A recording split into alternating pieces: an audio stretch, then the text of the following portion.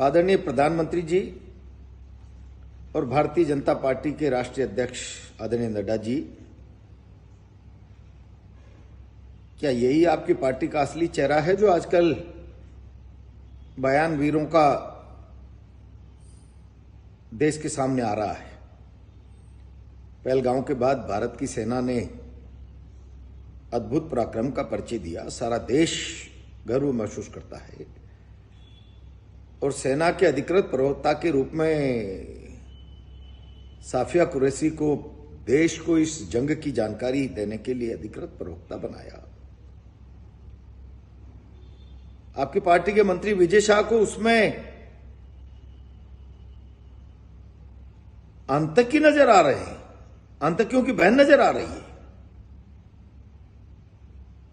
सेना की एक योग्यतम अधिकारी जो दुश्मन देश से और आतंक के खिलाफ लड़ाई लड़ रही है, भारत राष्ट्र को भारत की सेना की गई कार्रवाई से अवगत करा रही है और आपको उसमें आतंकी की बहन नजर आ रही है। मैं समझता हूं इससे दुर्भाग्यपूर्ण स्थिति इस देश के लिए कोई दूसरी हो नहीं सकती।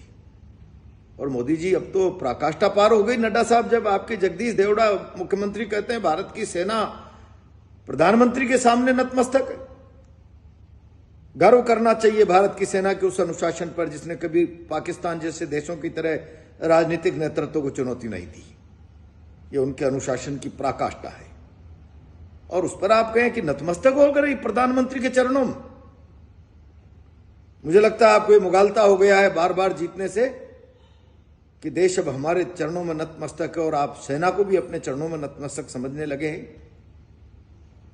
भारत इसका जवाब मांग रहा है। क्या कार्रवाई की है नड्डा जी आपने आपके उप मुख्यमंत्री और मंत्री के खिलाफ, जिनके बयानों से सारा देश शर्मसार हुआ है, लज्जित हुआ है? एक योग्यतम सैन्य अधिकारी में आप आतंकी की बहन देखो, सेना के अनुशासन को आप प्रधानमंत्री के चरणों में समर्पण बताओ। जवाब दीजिए भारत को, और नहीं तो पार्टी से निकाल कर बाहर करिए। आप विवेकानंद जी ने कहा है कि ये अंदर के विचारों का बाह्य आवरण शब्दों के रूप में प्रकट होता है। क्या ऐसा तो नहीं है कि आपका अंदर का एजेंडा इस तरह का शब्दों में आपके मंत्री और उप मुख्यमंत्री के बाहर आ गया वो आवरण बनकर?